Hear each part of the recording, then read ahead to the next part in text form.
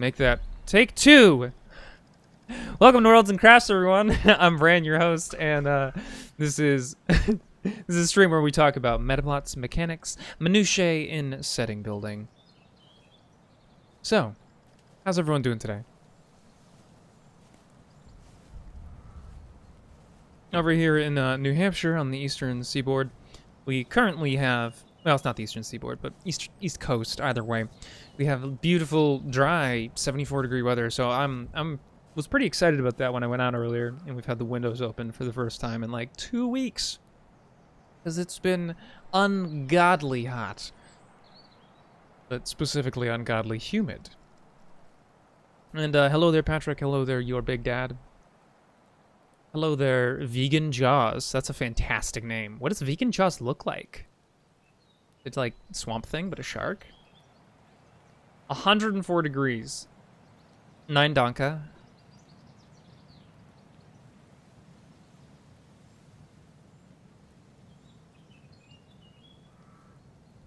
So tonight, I was planning on talking about personal fantasy worlds because it's been something that's been on my mind for a while.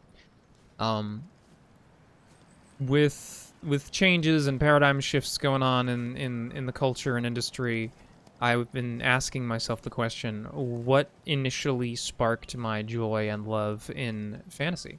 And like, what did I use fantasy for? So tonight I want to talk about that, and so I want to ask a question before I begin, or, you know, any other conversations occur. Something I want you guys to think about. Just, if you're willing, I want you to think of a fantasy setting of some sort that you tend to default to as either a creator or a writer or just a regular-ass person, you know, who doesn't do any creating, but things that you think about that you kind of go, man, that would be cool. Or something that maybe makes you feel a little excited, you know, or sparks some kind of some whimsy in you. Because I have a very specific one that after much thought I came to the conclusion of, and I'd love to hear about yours afterwards. So think on that, and if you're willing, I'd love to hear it. But without further ado, I guess let's just dive in.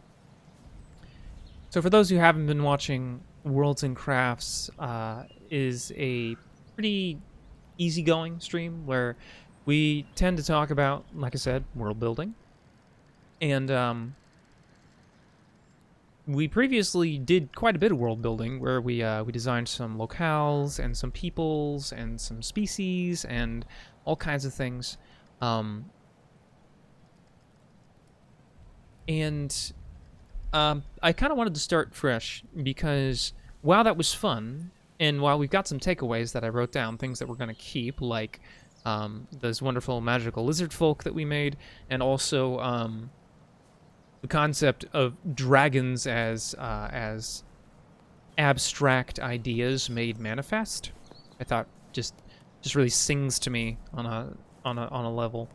But now, you know, we're going forward in a new direction, and tomorrow is when I'll actually be doing some map building.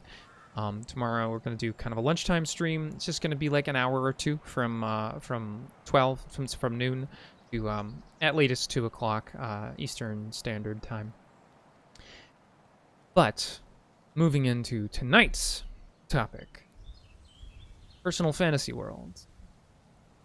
Ever since I was a kid, I have spent a lot of time creating on my own.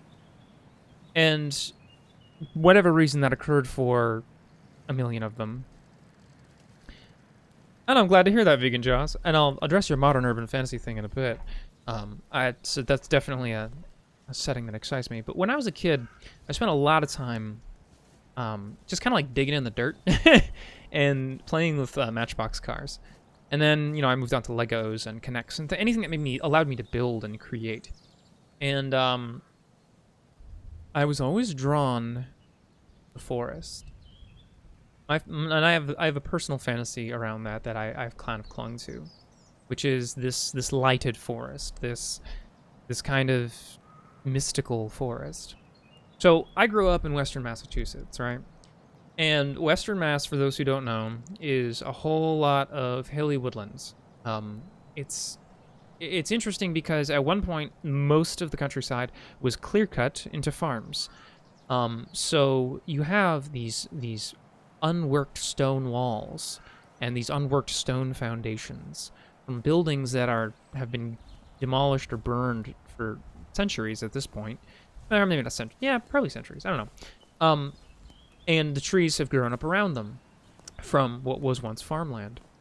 So you have all of these relatively young, like elms and birches and maples and beech trees and oaks and yeah, just like so many, and like dogwoods, so many different types of trees, poplars, and all of them, most of them deciduous, because deciduous trees apparently just like to grow really well in this type of soil over here.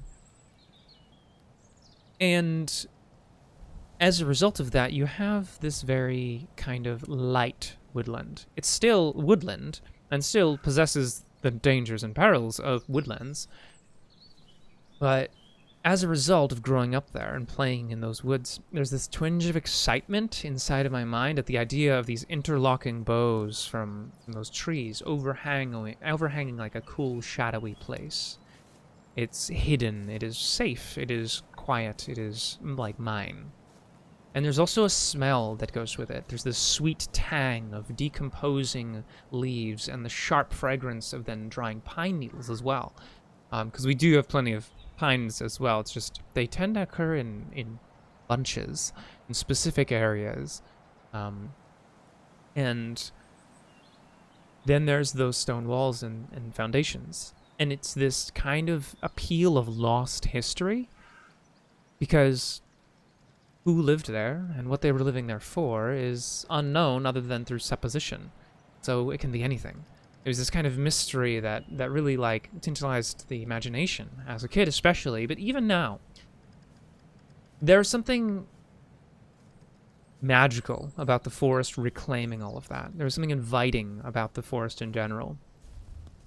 And I found that I spent enough time there that my feet rarely stumbled nor caught on roots or stones, and while I had plenty of fear of climbing trees for the reason of falling, even then the limbs of trees always felt inviting and safe, and I always felt like I was made for the forest. Even though, obviously that's just a preference, but it was that feeling of belonging. And so that's one of my personal fantasy worlds. And there are others. I think everyone has many. Or maybe not everyone, but I think many people have a lot. But we always have, I think, one that we kind of default to. And lately for me, as I've been thinking a lot about reimagining epic fantasy and sword and sorcery and these various different genres and subgenres of fantasy, I've been coming around to this forest and going, man, that right there, that is like my childlike sense of wonder is in that forest. It's right there. That's where my fable lies. Probably why I also liked the game Fable so much when I was younger.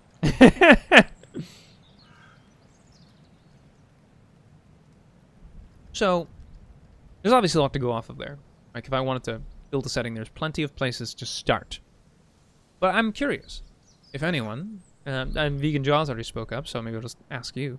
You would be willing to share some more details about, and maybe not a lot of details, but some telling moments or telling elements of your personal fantasy world that is kindled inside of you.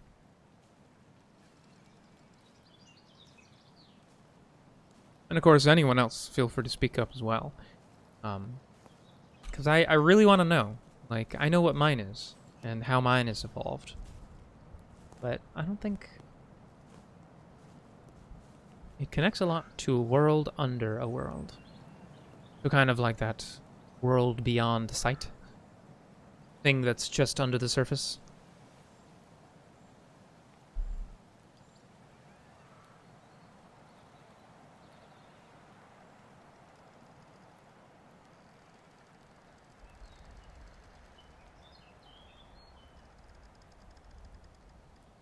Ah, okay.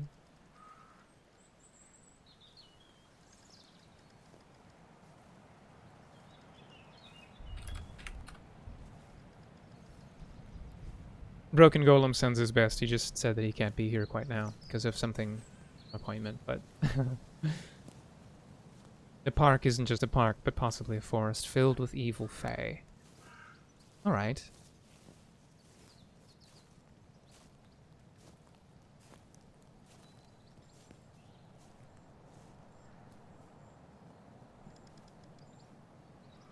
Do you find yourself wandering around the world, you know, in your day-to-day life, and imagining what magic might lie beneath the mundane?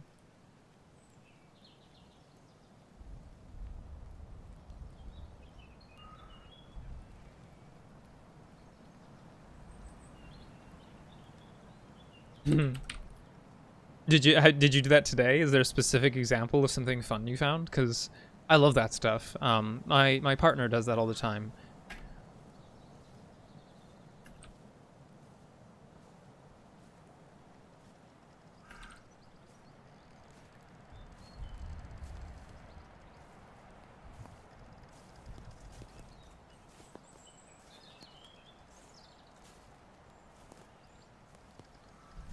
Ah, that's a feeling I know.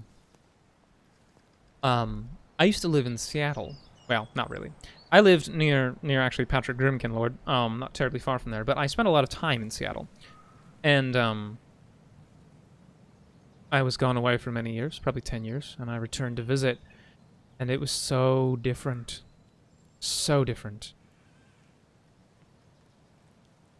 Yeah, and oh, what was under that, or what was even under that, and was there some sort of pact that was broken? I like that. You know, it is this kind of question. Your mind is, you know, is something else at play here? Even if you have that rational, modern human inside of you going, absolutely not, gentrification as a result of X, Y, and Z, there's still some part of you, I think, that wants a better answer. You know, that wants a more interesting answer. I feel that. I feel that quite strongly, because my biggest focus is on people. I tend to look at people and how they're behaving and how they're acting and how good or bad they're feeling, and that being an indicator of their environment. And so I feel that whole, like, magic beneath the mundane a lot, lest I kind of just constantly feel disappointed.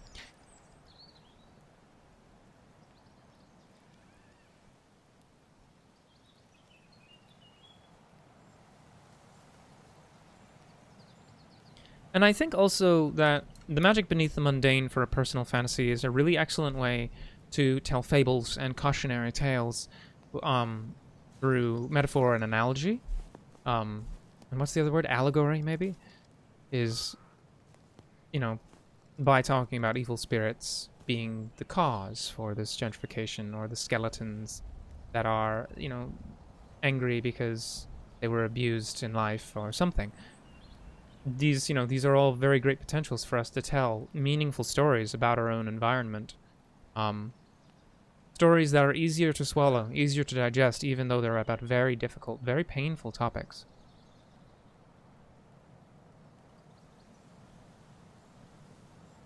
Okay. Well, thank you so much for saying that, Vegan Jaws. That was great. That was sparked my mind, and I liked that a lot. Did anyone else have a fantasy world they'd care to mention or share?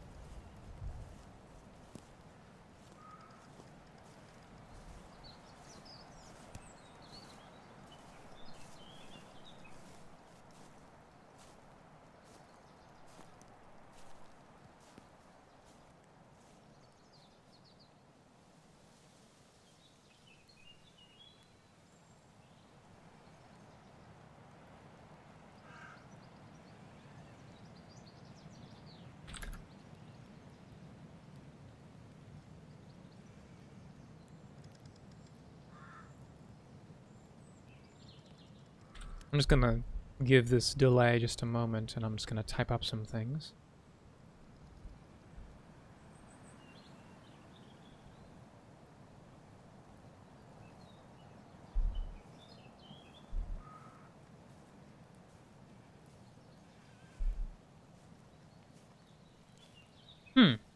That's... Could you explain what you mean, Patrick?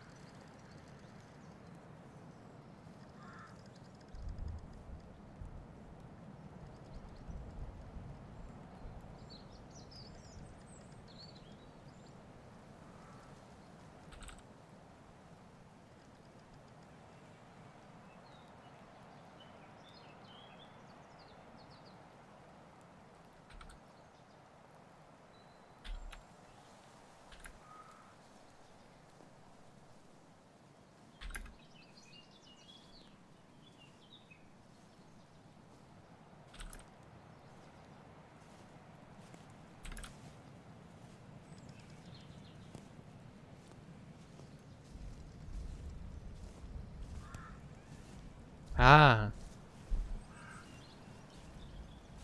Okay. Yeah. The what is that has kind of been rekindled in some cyberpunk settings that people have cheekily called neon capitalism. Yeah, yep.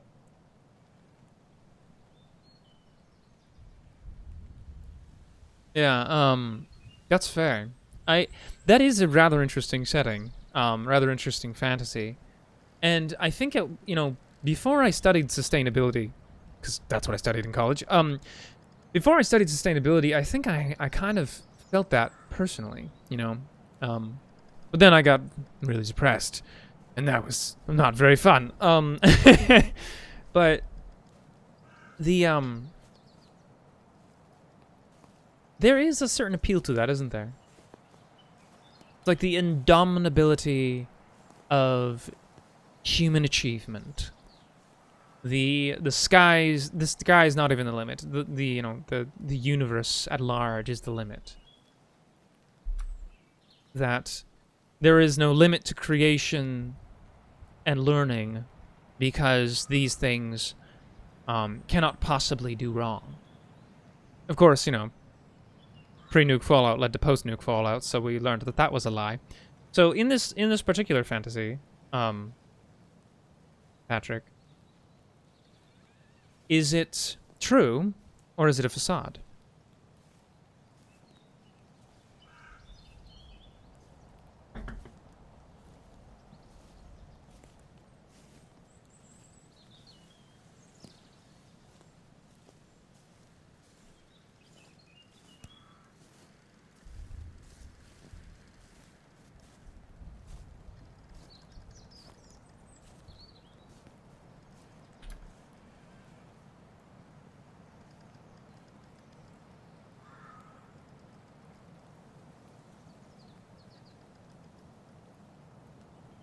Right.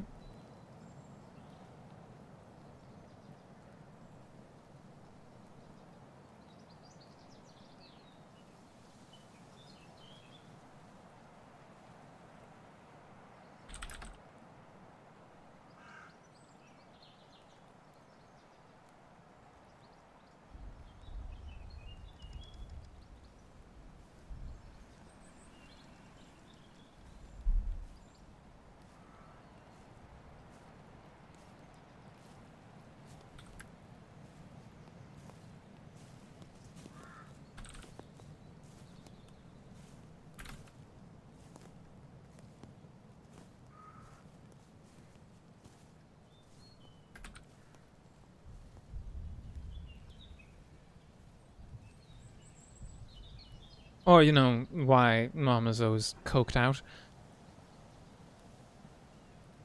Everything's fine. Sorry. You were saying?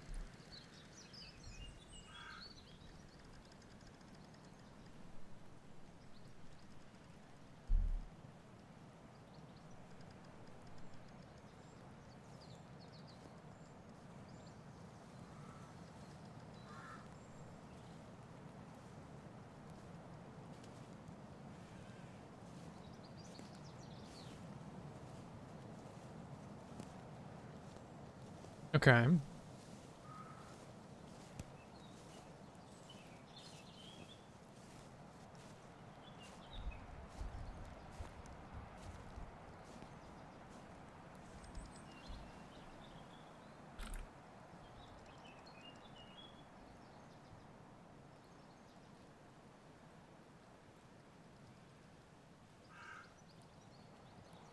Okay, so the spirit never dies, but the physical realities continue to stack up.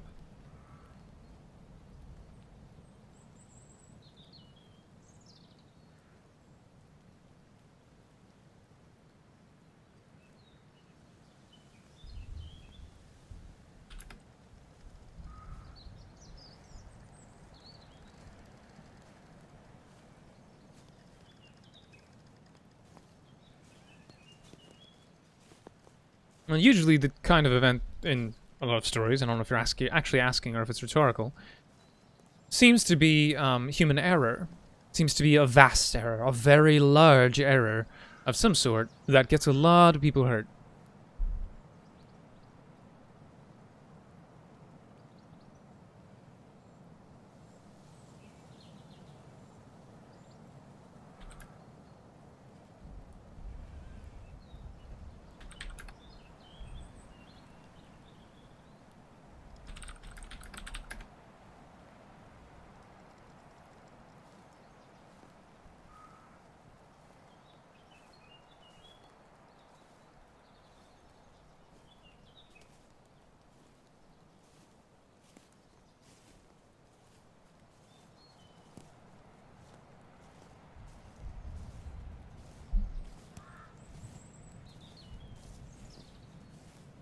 Okay, I'm just gonna read this out loud.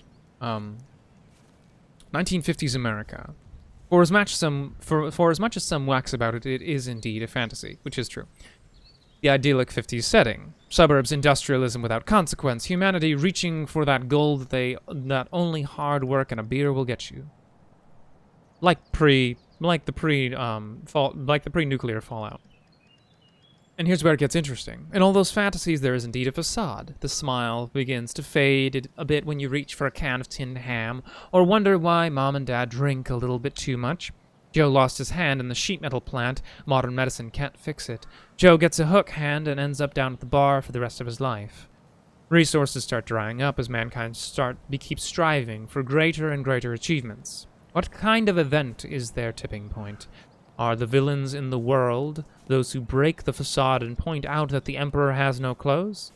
Forget the actual era's issues with racism and political differences. The real enemies are those that see the decay and inevitable end of the dream.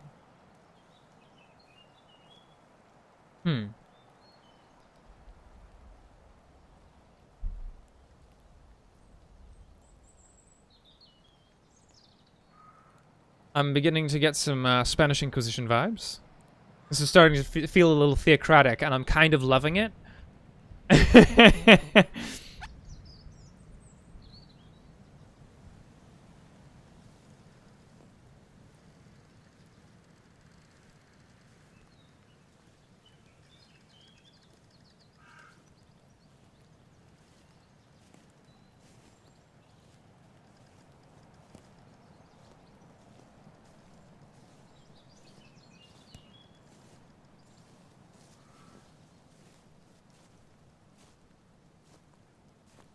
Okay.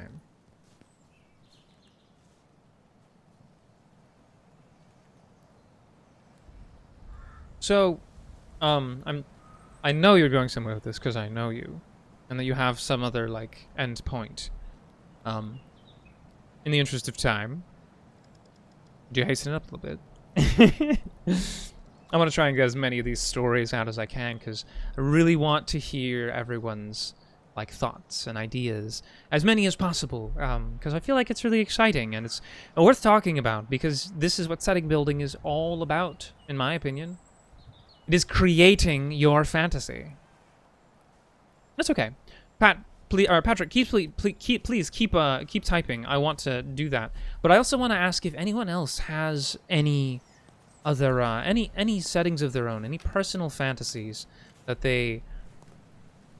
really sings to them, something that they want to share. You know, for those who have just joined us, we're just talking about personal fantasy worlds, and you know what mine is, which is this very specific brand of forest that's very majestic, very magical. But we've also had people talk about the magic beneath the mundane, and also the limitless potential of human creation and invention. And I want to say something really briefly, that there are plenty of settings that have problematic content. And the largest problem arises when the problematic content isn't addressed, isn't looked in the eyes. So, please don't feel like you can't share your fantasy because it might have problematic content. Obviously, please don't share anything that is innately in concept problematic. I don't think I need to explain what those are. I think you know. But, nonetheless, if you have a fantasy that revolves around something that has historically racist problems, but the idea doesn't, we can certainly separate the two. So, yeah, either way.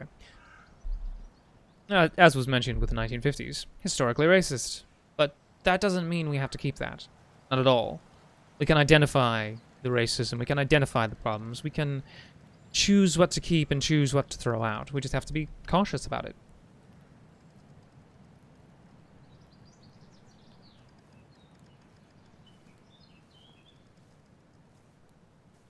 And as always, listen to people of color. For the love of God, listen to Black, Indigenous, and people of color. I'm not seeing anyone else. So, I will do my best to keep an eye on the chat, and that's all right. Oh, that's right. I forgot, Patrick. You're still working. Rip at me. Well, it seems like this is what we got for now. So, something I was thinking about, which I thought might be pretty fun, is what if we collected together these small stories, these fantasy worlds, and then saw if we could make them into a little setting. If we take these personal fantasies, these points of personal enjoyment, and brought them together as much as we could, and, sewed them up and just saw if we could stretch our creative selves enough to entwine them meaningfully. And obviously I don't want to do that if people don't want to. I can just work with the forest very easily. But I think it might be fun to have elements of everyone else's personal fantasies, because I think, for me at least, the thing that a lot of epic fantasy and sword and sorcery represented for years was the ability to do something mystical and fantastical, and to do things in life that I could not otherwise do. And there's something bright about that, even if it's dark fantasy.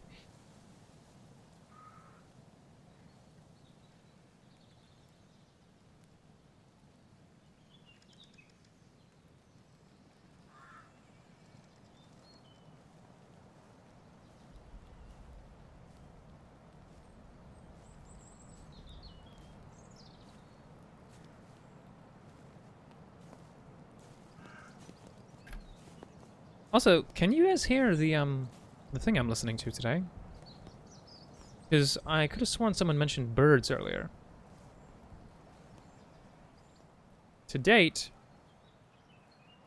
the sound hasn't been working. But if it's working now, color me excited.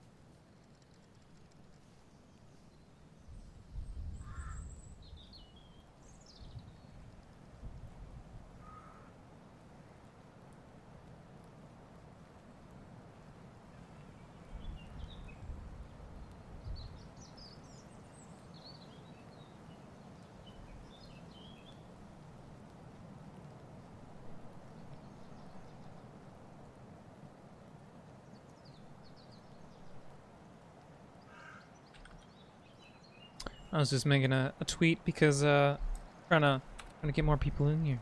But all right. Now that we've taken a moment to have some quiet and listen to some things and chew on this idea of personal fantasies, let's move forward. Onto our ideal selves. I think a lot of us have vivid and well thought out personalized fantasies, like we have now kind of proven. And that likewise we have idealized selves. We have things that we either strive to be or wish we could be, or both.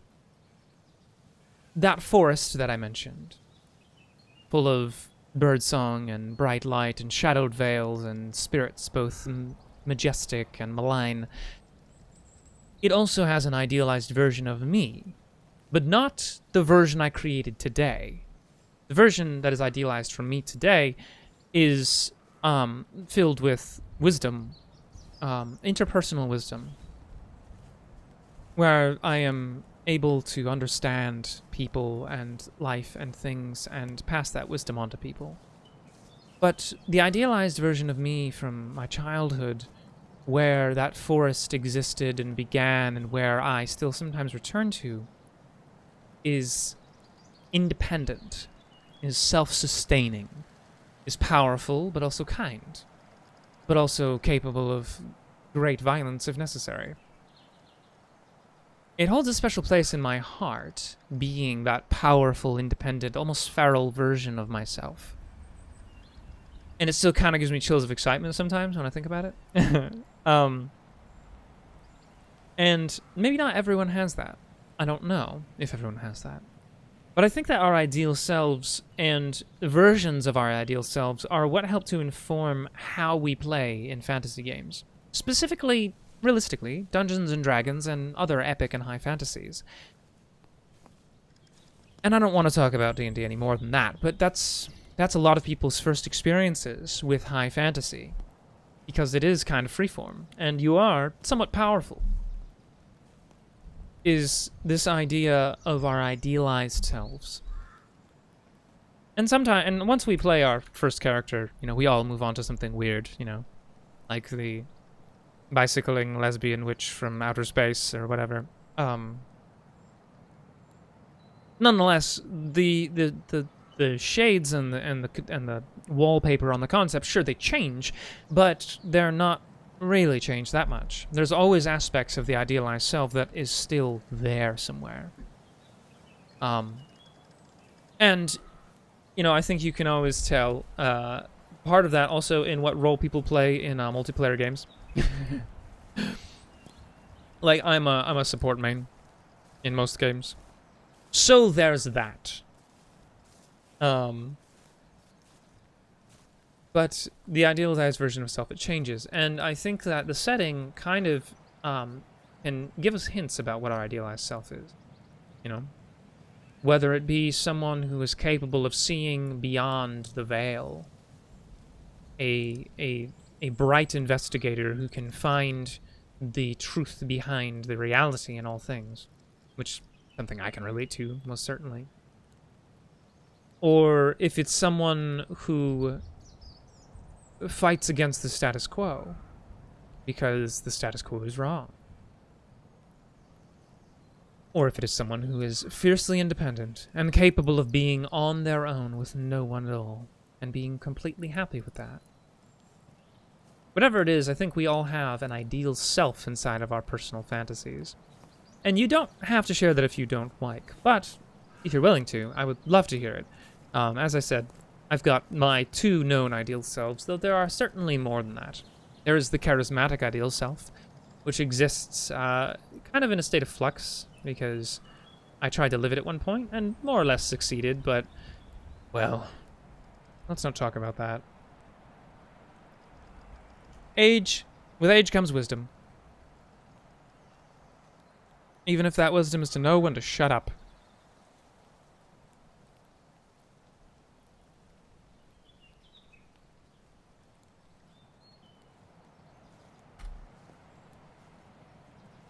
And the only reason I bring this up is I think that it informs the kind of stories that we're interested in telling about these environments.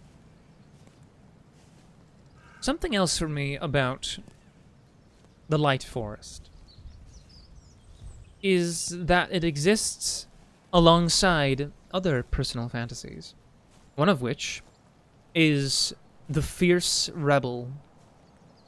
There's a part of me, naturally incited by recent events, that causes me to feel a deep burning fire for change, to stand up and to be able to single-handedly alter reality, to say, no, this doesn't work that way, and I say so. And all of these other people say so. To be a beacon of hope. And that's the kind of story that I think coincides well with the Light Forest, because the Light Forest is a place of safety and hope and growth and life. And the other fantasy is a desire to return to that. So, without any other input thus far, what I'm thinking is that I would like to create a setting that tells a story about reclaiming roots, about fighting against a destroying force. A force that destroys culture, that destroys wonder, that destroys nature, and destroys the livelihood and trades it for something cheap, something plastic. So I think that that's the story I'm interested in telling at the moment, and that it involves the Light Forest as a part of it, and that story could very easily be told wholly inside the Light Forest, but it could also be told inside it could be told with a community of people who live inside a single large house, who their way of life is threatened by the outside world.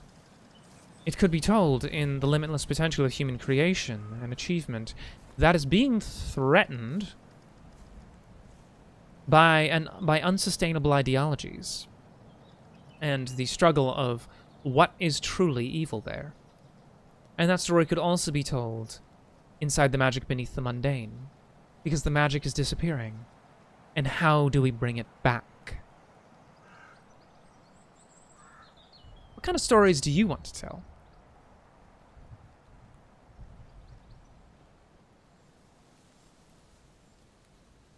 Inside your heart of hearts.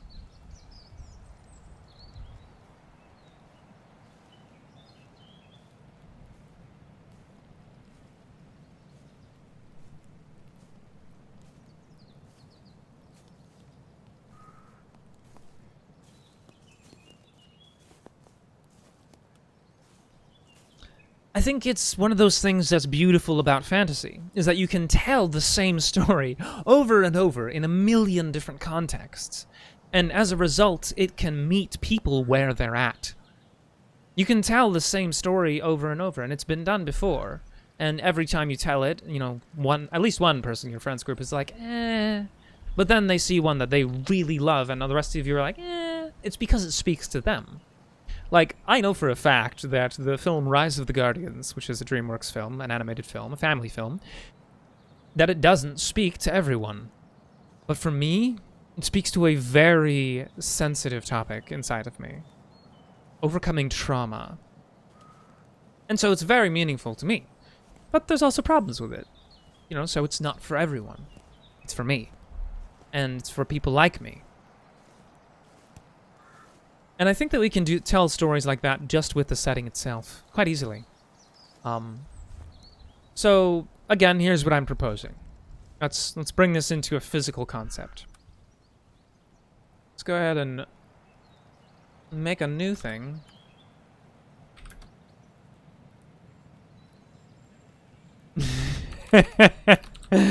I almost just typed a whole new world, and immediately my brain started singing. Not gonna do that. Alright, a new world. The lighted forest is one part of a greater whole. And there are cities full of wondrous invention, and forgotten magic.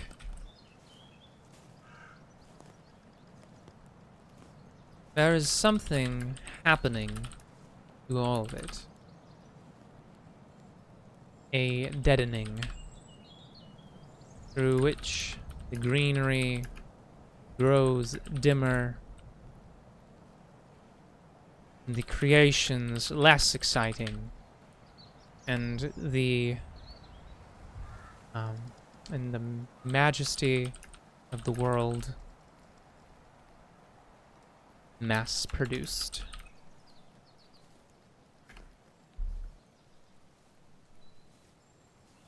What is going on? What shadow is stretching across lands? Who will stop it? Can they stop it? I don't know about you guys, but I'd play the shit out of that game.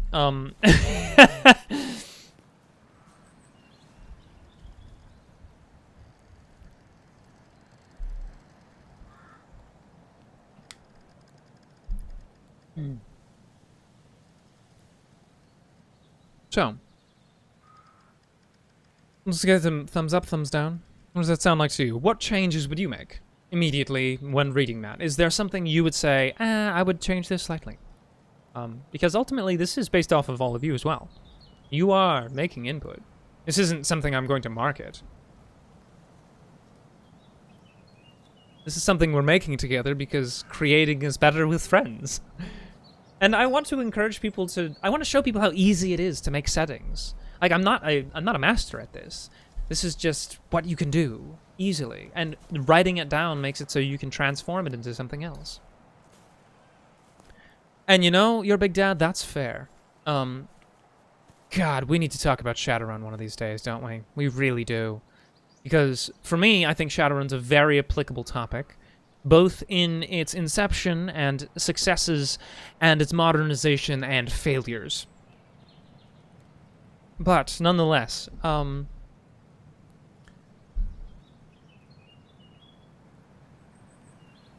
yeah, so, I mean, what if you had this world that was many forests?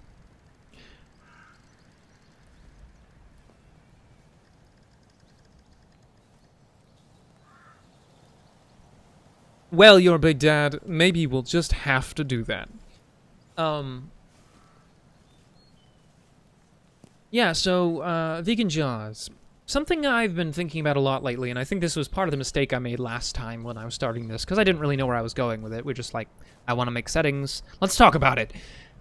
Is that if we come up with a concept first, maybe the spirits know what's going on. The spirits and dragons know what is going on, but they are loath to speak of it. Maybe that's part of where that comes in.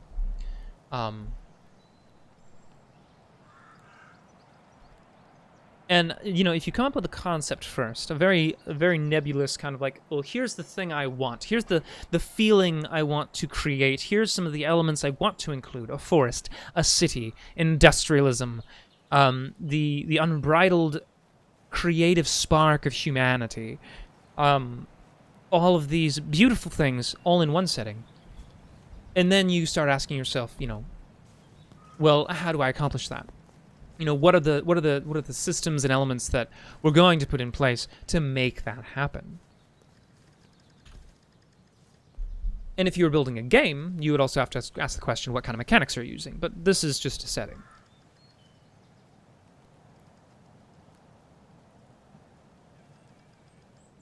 I'm just going to reread that real quick because sometimes my ADHD is too much. The lighted forest is one part of a greater whole. There are cities full of wondrous invention and forgotten magic. There is something happening to all of it. A deadening through which the greenery grows dimmer, the creations less exciting, and the majesty of the world mass-produced. And I'm just going to copy and paste this here. Bloop, bloop.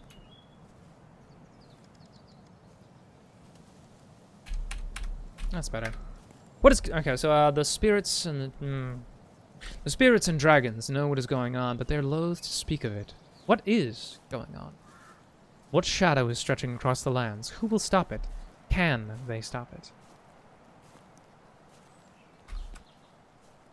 a setting about remembering, no, not remembering, rekindling magic inside of yourself and the world.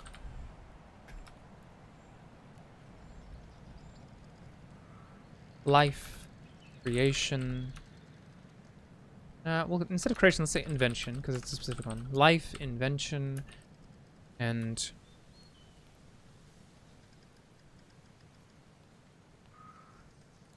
heritage. Heritage? Maybe. Maybe heritage. Tradition? Nah, tradition sounds stuffy. I'm a complete stickler for words. Fair enough. So, if you have this setting, we can move on pretty easily from there to create something quite a bit more. So, let's take 5 minutes to do a bio break real quick. Oh, you're doing a Legend Lore playtest. Ah.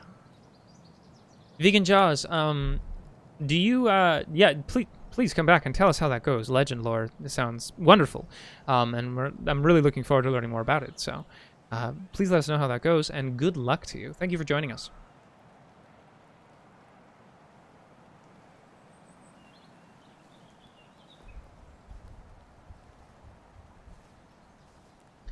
Okay, so as I was saying, let's go ahead and take like a 5-minute break, maybe a little less than that, but a bio break either way. Go grab a snack, grab some water, and maybe while you're on break,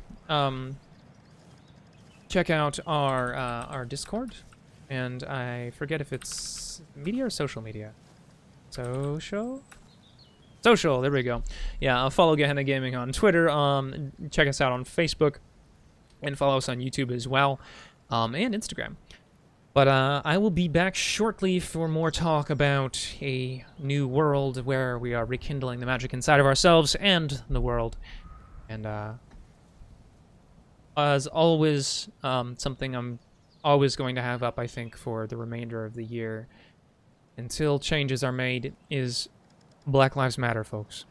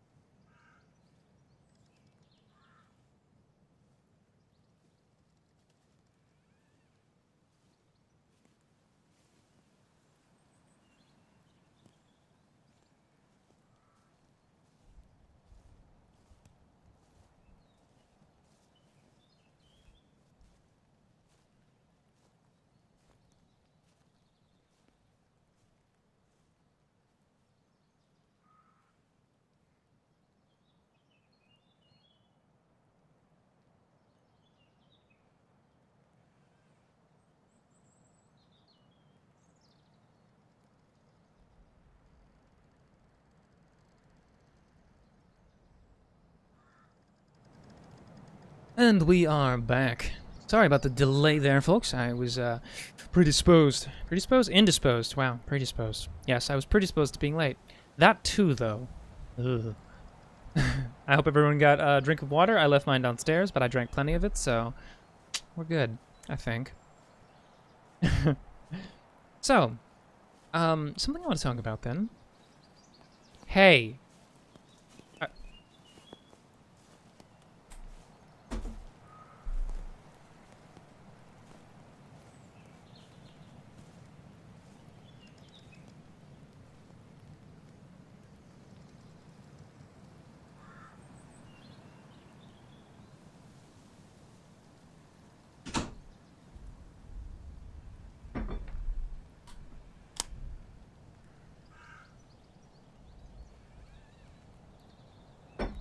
Happy?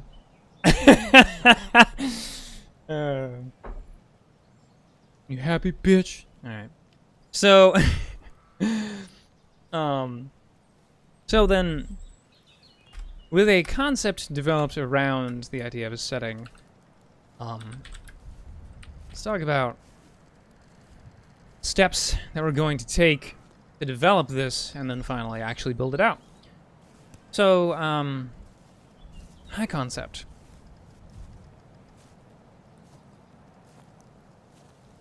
And we'll just actually copy and paste this. A setting about rekindling magic inside of yourself and the world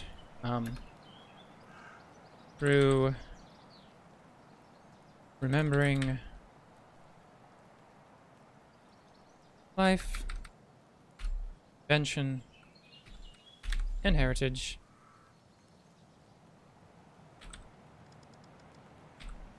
Excuse me, setting, have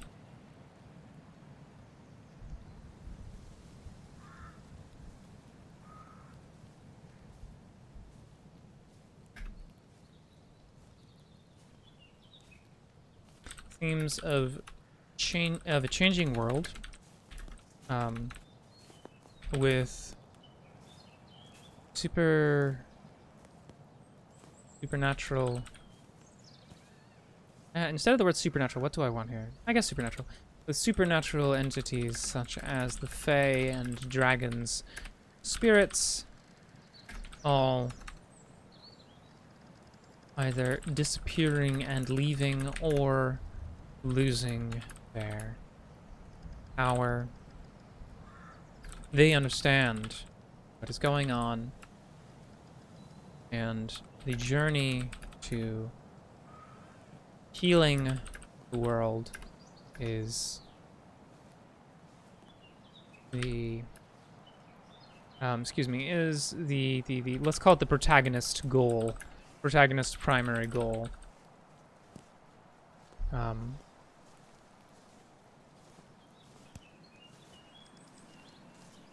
Okay, so with the concept in mind, after that we should be building out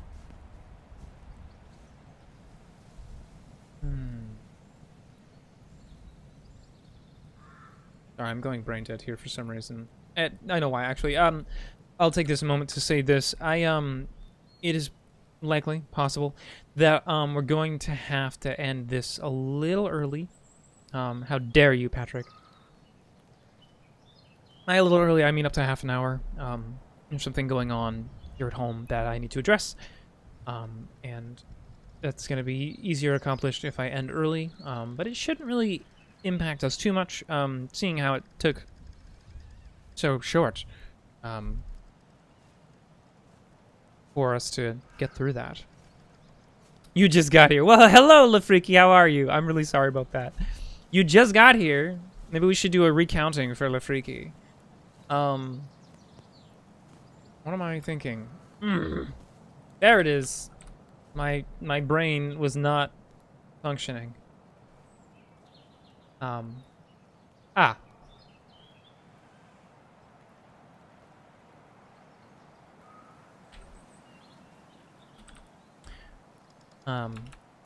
Themes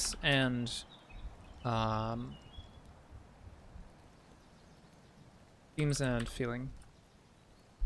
So if it's a set, so let's recount. So Lifriki, we were talking about today about personal fantasy worlds, the places where we go in our mind to feel safe, compelled, powerful, or different. And mine is a fantasy about magical hilly woodlands, where there are safe places and also dangers. But in general, this kind of meditative sense of life and independence. And we talked about some other peoples as well, such as the magic beneath the mundane as as a method to look at the world, like the parks and cities becoming larger than life with evil fae, bland facade of cookie-cutter houses being curtains that veil the hidden past and the skeletons therein. Old souls of each neighborhood possessing infinite power of stories in a time that feels long gone but is only just long changed. And then we had the suggestion of a fantasy of limitless creation and invention, but also where the dark elements of that exist, but instead of the evil being those dark elements, the evil becomes the battle between them, I guess. I'm not really positive where Patrick was going with that, and I still want to hear more, Patrick. I'm interested. We'll talk about it more later. But at the moment, I thought that was really interesting, a fantasy of limitless creation, invention, and achievement. The bright hope of the late 19th and early 20th centuries in the West. The excitement of new elements formed in labs or technology paving the way for the next big achievement. Unbridled energy of the inventor and the innovator and the entrepreneur. And then we talked about our ideal selves. And I mostly just talked about some of my ideal selves. No one else really pitched in for that, and that's fine. That's a very personal topic that I don't expect people to share. So, Lifriki, I have a question for you. You were very talkative last time. Do you have a kind of a hallmark, a personal fantasy that you often return to, or one that you're fond of at this moment that you like to go into? And while you're typing or thinking about that, I'll just read what I wrote about my personal fantasy to give you more of an idea what I'm talking about. I grew up in western Massachusetts. A lot of it is hilly woodlands with lots of small, unwalked valleys and depressions filled with leaf litter and loam.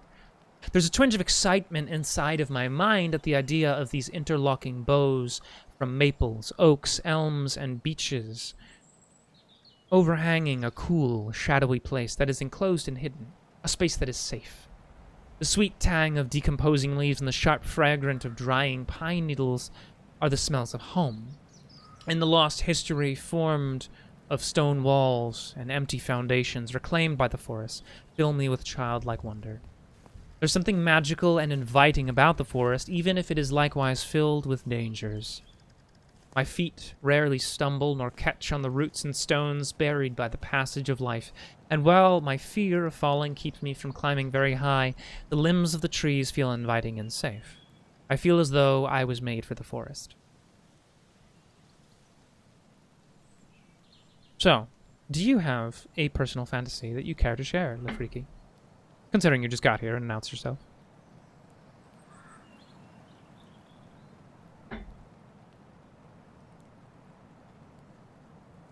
Segue, I really need to hang back up my green screen. My quality here is not great.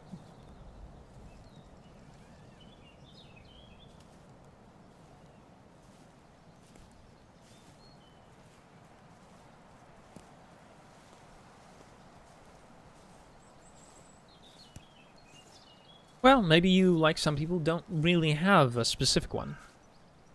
A lot of us have a space in our mind we retreat to from either a point in childhood, or maybe it's just an expansion of something we love.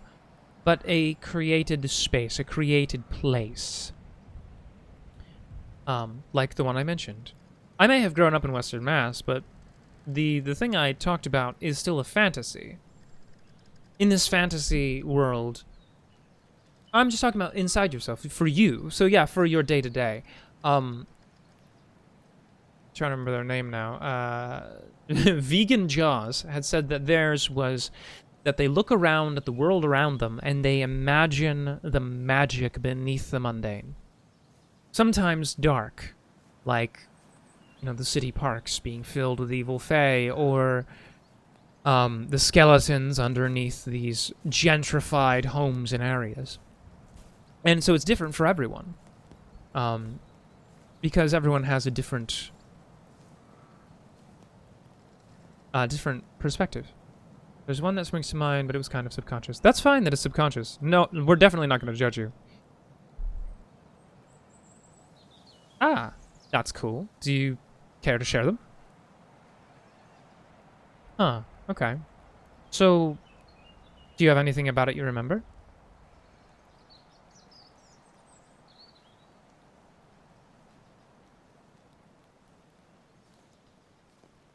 I mean, I'm fairly certain that's... Well, that's what we're ultimately talking about here. Personal fantasy worlds are how we escape reality. And a lot of the times it's to deal with things that we can't deal with. And that's fair, to be honest. You know, some of us, like I said, maybe because we either addressed the root of the thing or whatever, stopped thinking about those, don't need them anymore. The fantasy of the forest only recently came back to me. After many years. Because my old idealized self that lived there was someone who was independent, and who was strong, and who was kind and compassionate, but who was also very independent. But that isn't me anymore. Like, my idealized self is closer to like an old sage than it is anything else.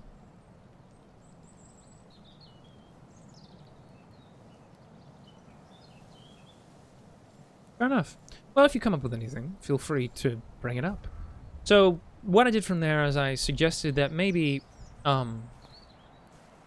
we take a particular type of story that can be told in each of these, and then apply it and just kind of mash it all together. So the initial thing I said, which I didn't really write down, was that a story that I used to tell, and is, you know, through my old ideal self, which is one of independence and security and safety and magic, but that one I like to tell now quite a lot is the story of the rebel, the story of the rebellion, the story of change, where there's a burning fire inside of me that wants to be able to single-handedly change the world, and of course I know I can't, so it's a fantasy. I do everything I can to still enact change, but social change is gradual. I did a video about that on Facebook, so that's another topic altogether. So if we take this concept of a change occurring, a negative change that we want to be reversed, that I want to be reversed, then I take the concept of the lighted forest, and say it's a part of a greater whole, that there are cities full of wondrous invention and forgotten magic. The wondrous invention, forgotten magic being other people's fantasies that they talked about. And there's something that is happening to all of it. A deadening, through which the greenery grows dimmer, the creations less exciting, and the majesty of the world cheapened, mass-produced. The spirits and dragons know what is going on, but they're loath to speak of it. What's going on? What shadow is stretching across the lands? Who will stop it? Can they stop it? And so I was thinking that we could use this to build an outline, a setting outline, and go forward from there, and then actually build out the setting fully. My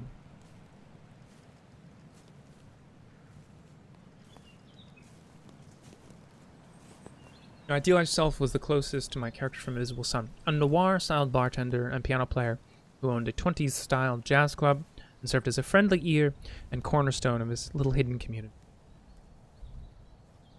Nice.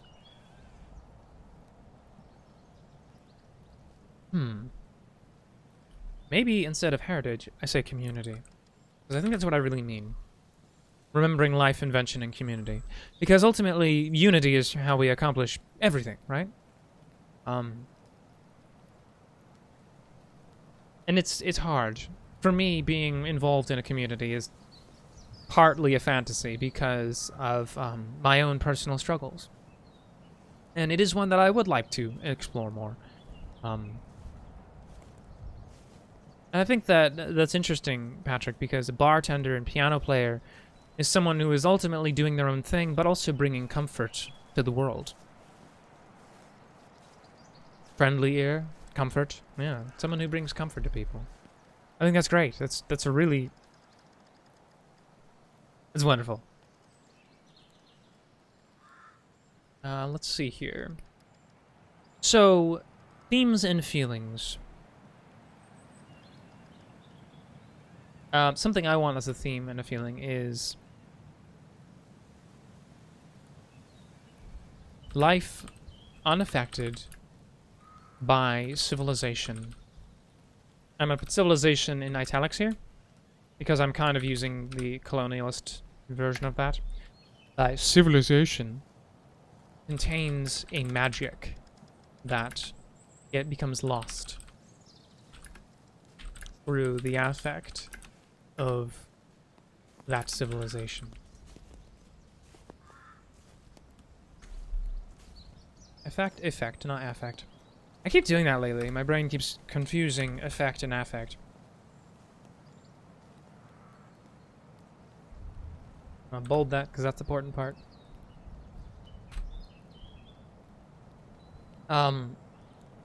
So then I think life unaffected by civilization contains a magic that becomes lost through the effect of civilization, of that civilization.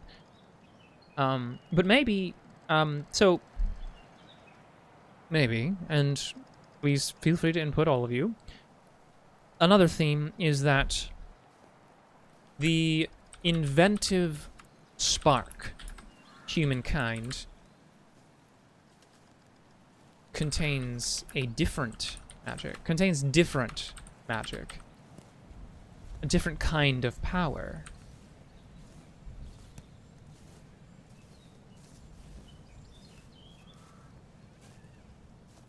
That becomes lost through struggle and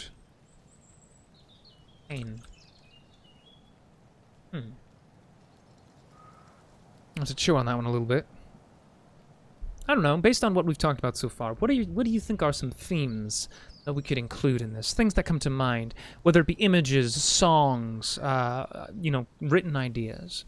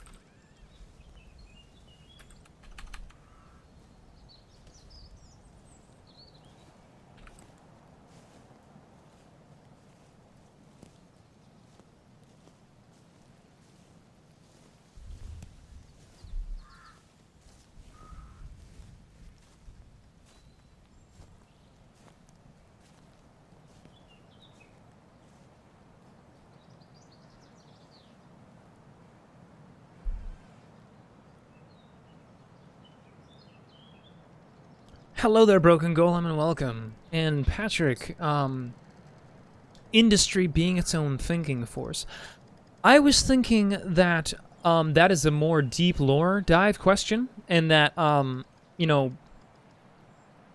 because ultimately, if you're answering a question that the setting is asking, and that it could be easily answered in game, and it could because obviously I don't know about you guys, but I plan to use this setting for a game at some point. That's what I ultimately want to do with this, is I want to build a setting I can use for a game. And I would love to host it for people from the stream. I think that would be great if we all built a setting together and then I ran a game for you. That would be so much fun. And I think it would be better... Okay, Lifreaky. I think it would be better to answer that question via the game, via the actual stories being told. Because I think some game masters will choose different answers. You know, actually, I'm going to go ahead and add to this Autumn Walk. The Autumn Walk is one of my favorite sounds from mynoise.net. It's one that I use quite frequently to, again, bring myself back to that place, that safe space for me. But I think maybe we should try and find one that is more about industry. Let's see if there's anything out there. Industry? No. Maybe invention? Invention. No. Let's just go with city then. There's a port town, soundscape generator. There's a suburb, there's city rain, an urban rain, and cafe ambiance. Traffic noise. The traffic load pollution. Then there's atomic city, radioactive music generator. I think I'll skip that one for now, because I'm looking for environments mostly. I think that oh, there's also Pripyat, which is an irradiated soundscape. Fine, thank you. Let's try street buskers to get the fuck out.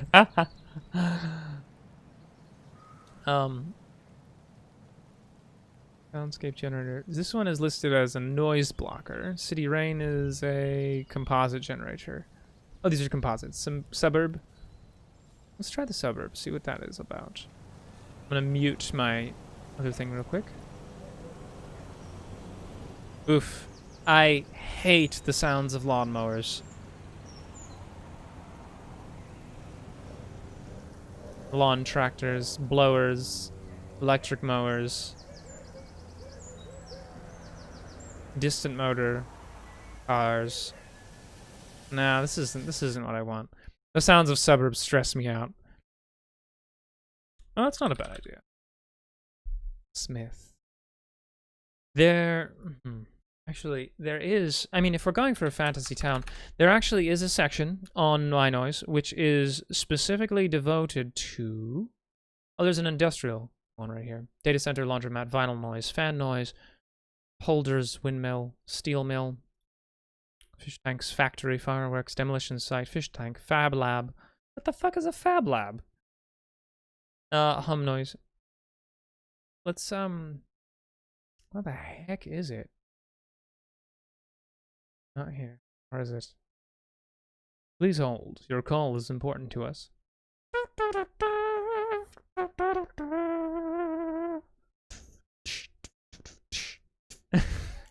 There it is. All RPGs. There we go. I found it. So under atmospheres, we do in fact have can we stop it? Can we just make it blank, please? There we go. Under atmospheres, we do have RPG elements. And there are some of them that are in fact like towns. And I'm just trying to find them right now. But I'm having issues. Alright, fine, we'll just type town. There we go. RPG medieval town.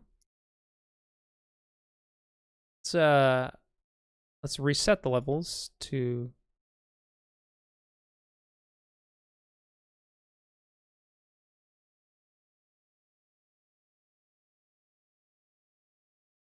Alright, time to choose some specific noises. Distant thunder, wind, wind and birds. Footsteps, we'll close that down. Forest tone, that's fine. Tree, crows, rain, rustling leaves. God, that's a lot of noise.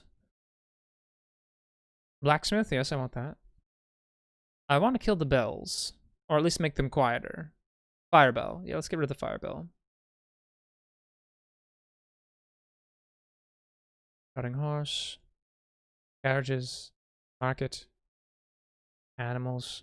Blacksmith. Ah, the rejoicing bells were quite noisy. No, I don't want a firebell. That's annoying. Turn up the watermill, because that's nice. Carriages. Market. Yes. Animals. Yes. Blacksmith. Yes. Fanfare.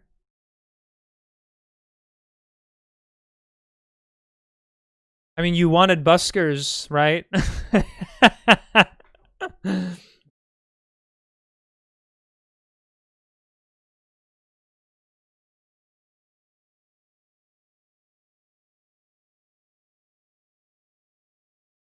So something fun you can do, in fact, with this whole generator system is you can... I'm going to turn off the buskers, the fanfare. You can totally... and I think a train station is a great idea. But you can totally make composite generators where you build your own by linking each different one. So it's fantastic. But I think this is a really excellent way to build yourself a mood. So we've kind of got some of our base things going on. So now I think what we need is something a little spooky, which I think we're going to accomplish with not natural noises or atmospheres, but I think with some tonal drones. We need a creepy one, like anamnesis.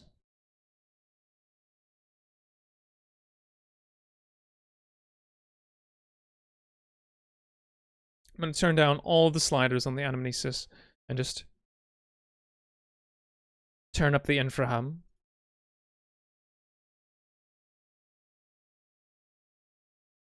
Okay, I'm not gonna lie, the trotting horse is actually annoying because it just sounds like there's a horse just standing there stamping its feet.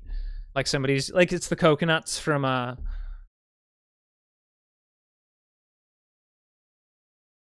Ooh, that's good. I like that. Adds a nice spooky aspect.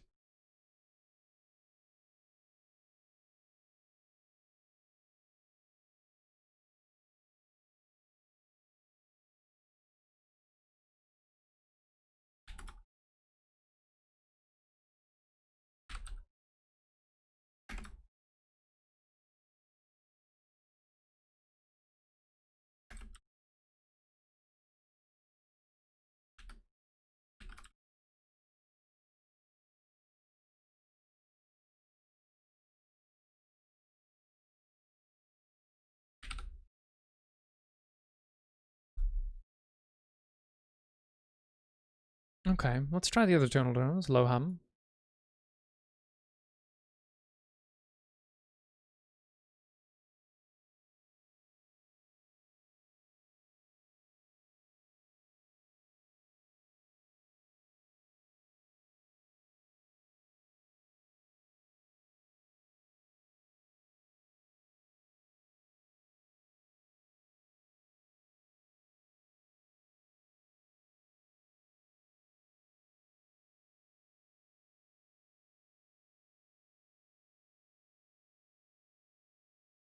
Okay, I'm starting to like this. Maybe it's a little busy.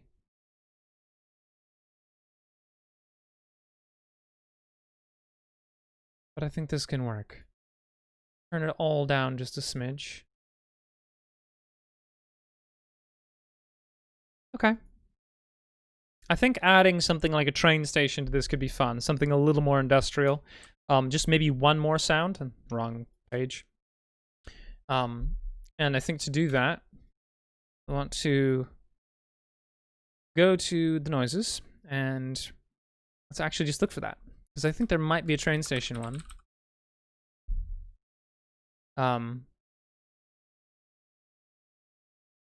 There's railroads. The noises without the shaking. Yeah, let's try that.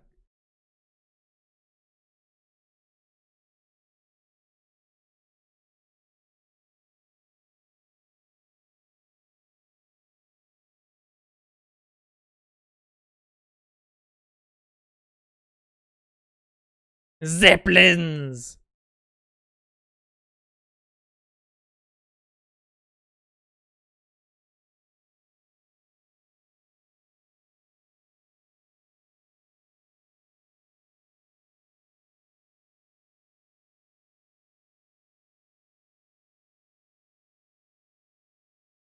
I'm liking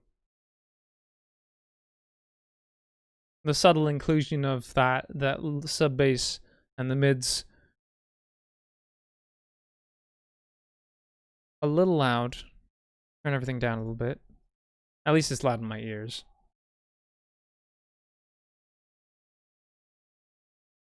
I want it to be subtle. Okay.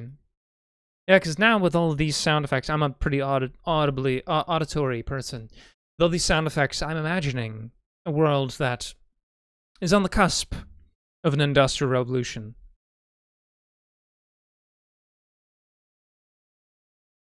Man, those birds are loud. That's funny that that's a part of crows.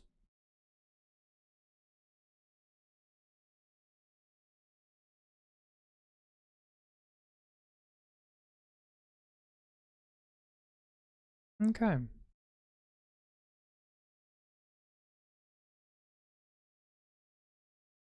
That's weird because it was working.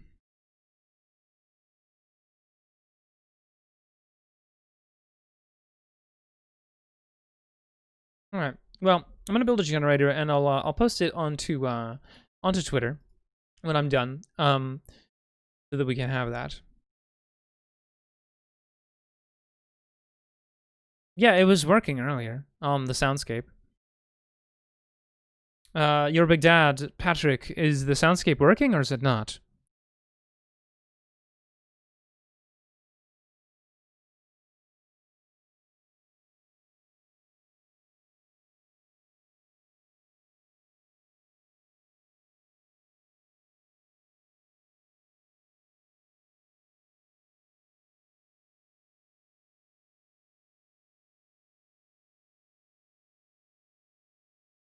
So, themes and feelings. Life, unaffected by civilization, contains magic that becomes lost through the effect of civilization. It is a primal... It is a untamable force that dies when it is tamed.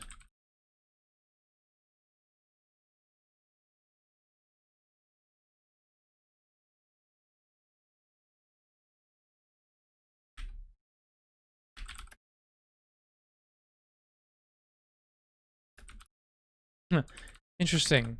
I just realized that that accidentally I have added the theme of magic cannot be tamed. Because ultimately, if the inventive spark of humankind contains magic but is lost through struggle and pain, then it is tamed. It is snuffed out. Okay. We're hitting about 7:35, and I did say I wanted to end a little early. So I'm gonna pluck away at this a little bit, and I'll update you all via Twitter. But please do feel free to, again, follow us, Gehenna Gaming on Twitter, and feel free to follow me on Twitter as well, at Kathakaros. Sometimes I post some overtly political things, but for the most part, I try to keep it pretty friendly and creative. Because ultimately, at the end of the day, fantasy is one of the best ways that we can tell stories that are meaningful to us and potentially meaningful to the world. So, thank you all for joining us tonight. And I hope that your evening goes well, and that life's kind to you right now, and that you get a reprieve from all the terrible things that are going on, and that you can breathe and find some peace, because we all need it. If you need to turn to fantasy, do it in a heartbeat. I highly recommend Pillars of Eternity. Excellent game. Very good game. But nonetheless, thank you all again for joining me. Thank you for the thank you for the input. Thank you for the inclusion. Creating is always better with friends. And as always, game on, folks. Ciao.